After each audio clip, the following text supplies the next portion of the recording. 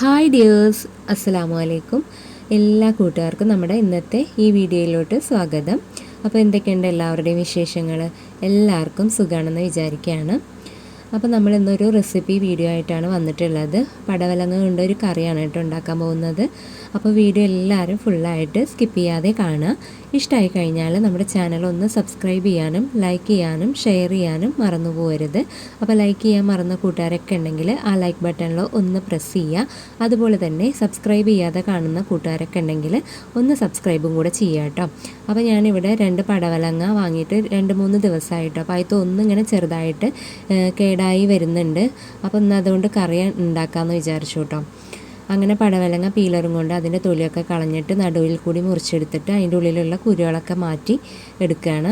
പിന്നെ കേടായിട്ടുള്ള ആ ഭാഗം മുറിച്ച് കളഞ്ഞിട്ട് ഞാൻ കത്തി വെച്ചിട്ട് നമ്മൾ ജസ്റ്റ് ഒന്ന് ചുരണ്ടി കൊടുത്താലും അതിൻ്റെ മുകളിലുള്ള ആ വെള്ള തൊലി ഉണ്ടല്ലോ അത് പോയി കിട്ടും കേട്ടോ. നമുക്ക് പീലർ ഇല്ലെങ്കിലും കത്തി വെച്ചിട്ട് ഇങ്ങനെ ചെയ്താൽ പെട്ടെന്ന് ആയി കിട്ടും.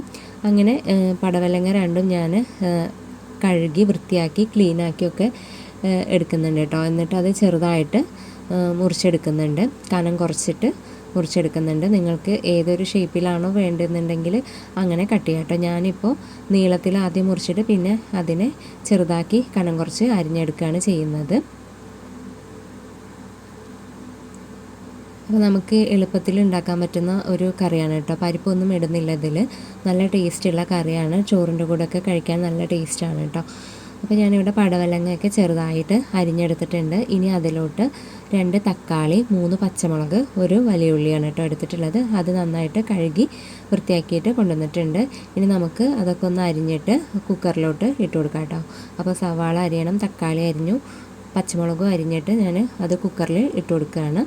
എന്നിട്ട് അതിൽ നമ്മൾ പൊടികളായിട്ട് ചേർക്കുന്നത് മഞ്ഞൾപ്പൊടിയും മുളക് പൊടിയും മാത്രമാണ് കേട്ടോ. അപ്പോൾ മഞ്ഞൾപ്പൊടി ഒരു ടീസ്പൂണോളം ഞാൻ ചേർത്ത് കൊടുക്കുന്നുണ്ട്. ഒരു മഞ്ഞ കളറിലാണ് കേട്ടോ ഈ കറി ഉണ്ടാവുക. അതിന് വേണ്ടിയിട്ടാണ് മഞ്ഞൾപ്പൊടി കൂടുതൽ ചേർത്ത് കൊടുക്കുന്നത്. പിന്നെ മുളക് പൊടി ഞാനൊരു 1/2 ടീസ്പൂൺ മാത്രമാണ് കേട്ടോ ചേർത്ത് കൊടുക്കുന്നുള്ളൂ. നിങ്ങളുടെ എരിവിനനുസരിച്ചിട്ട് നിങ്ങൾക്ക് പച്ചമുളകിൻ്റെ അളവ് കൂട്ടിയെടുത്താൽ മതി. മുളക് പൊടി കുറച്ചിട്ടാൽ മതി കേട്ടോ. ഞാൻ പറഞ്ഞല്ലോ കറിക്കൊരു മഞ്ഞ കളറാണ് എന്നുള്ളത്. പിന്നെ ആവശ്യത്തിന് ഉപ്പും വെള്ളവും ഒഴിച്ചു കൊടുത്തിട്ട് നമുക്കൊന്ന് അത് അടച്ച് വെച്ചിട്ട് വേവിച്ചെടുക്കാം കേട്ടോ. ഇനി അതിലോട്ട് ഞാൻ അരമുറി തേങ്ങ ചിരകിയെടുക്കുന്നുണ്ട്. പിന്നെ ആ തേങ്ങ ചിരവിയതിലോട്ട് 2 അല്ലി വെളുത്തുള്ളി ഇട്ട് കൊടുക്കുന്നുണ്ട്. പിന്നെ ഒരു 1/2 ടീസ്പൂണ് മുഴുവനായിട്ടും ഇട്ട് കൊടുക്കുന്നില്ല, 1/4 ഭാഗം ഇട്ട് കൊടുക്കുന്നുണ്ട് കേട്ടോ ചെറിയ ജീരകം. അതും കൂടെ ചേർത്തിട്ട് നന്നായിട്ട് നമുക്കൊന്ന് അടിച്ചെടുക്കാം. അപ്പോൾ ഞാനിവിടെ തേങ്ങയൊക്കെ നന്നായിട്ട് അരച്ചെടുത്തിട്ടുണ്ട് കേട്ടോ. അപ്പോൾ നമ്മുടെ പടവലങ്ങ നന്നായിട്ട് വെന്ത് കിട്ടിയിട്ടുണ്ട്. അപ്പോൾ ഞാൻ അതൊന്ന് ജസ്റ്റ് കയ്യിൽ വെച്ചിട്ടൊന്ന് ഉടച്ചു കൊടുക്കുകയാണ്. കാരണം ഇങ്ങനെ കഷ്ണങ്ങളായിട്ട് കിടക്കുമ്പോൾ ആരും അങ്ങനെ കഷ്ണങ്ങളൊന്നും പച്ചക്കറിയുടെ കഴിക്കില്ല കേട്ടോ ഇവിടെ. അപ്പോൾ അതുകൊണ്ട് ഞാൻ കയ്യിൽ വെച്ചൊന്ന് നന്നായിട്ടൊന്ന് ഉടച്ചു കൊടുക്കുന്നുണ്ട്. അപ്പോൾ നമുക്ക് നല്ല കുറുക്കവും കിട്ടും.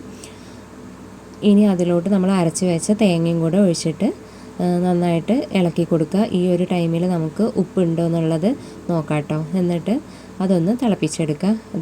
കറി ഇവിടെ തിളച്ച് വന്നിട്ടുണ്ട്. ഇനി നമുക്ക് അതിലോട്ടൊന്ന് താളിച്ചൊഴിക്കാനുണ്ട്. അതിനായിട്ട് ഞാൻ വെളിച്ചെണ്ണയാണ് എടുത്തിട്ടുള്ളത്.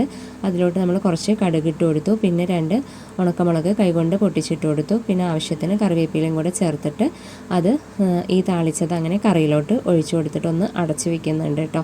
എന്നിട്ടൊരു 10 മിനിറ്റ് കഴിഞ്ഞതിന് ശേഷമാണ് തുറന്നിട്ട് ഇളക്കുന്നത്. അപ്പോൾ നല്ല ടേസ്റ്റുള്ള നല്ല അടിപൊളി കറിയാണ്. അപ്പോൾ എല്ലാവരും ഇനി പടവലങ്ങ കിട്ടുമ്പോൾ ഇങ്ങനെ ഒന്ന് ട്രൈ ചെയ്ത് നോക്കുക കേട്ടോ. അപ്പോൾ വീഡിയോ ഇഷ്ടമായാലും ഞാൻ പറഞ്ഞ പോലെ ചാനൽ സബ്സ്ക്രൈബ് ചെയ്യാനും ലൈക്ക് ചെയ്യാനും ഷെയർ ചെയ്യാനൊന്നും മറന്നു പോകരുത്. ഇൻഷാ അല്ലാ നമുക്ക് അടുത്തൊരു വീഡിയോയിൽ കാണാം. അപ്പോൾ എല്ലാവരും ഈ ഒരു റെസിപ്പി ട്രൈ ചെയ്യുക. നിങ്ങളുടെ ഫീഡ്ബാക്ക് ഒന്ന് കമൻറ്റായിട്ട് നമുക്ക് ഒരു സ്മൈലായിട്ടെങ്കിലും നിങ്ങൾ കമൻറ്റ് ചെയ്യുക കേട്ടോ. എല്ലാവരും വീഡിയോ കാണുന്നുണ്ട്, പക്ഷെ ആരും കമൻറ്റ് ചെയ്യുക അല്ലെങ്കിൽ ലൈക്ക് ചെയ്യുക ഒന്നും ചെയ്യുന്നില്ല. അപ്പോൾ എല്ലാവരും മറക്കാതെ ഒന്ന് ലൈക്ക് ചെയ്യുക. Thank you. ഇൻഷാ അല്ലാ നമുക്ക് അടുത്ത വീഡിയോയിൽ കാണാം.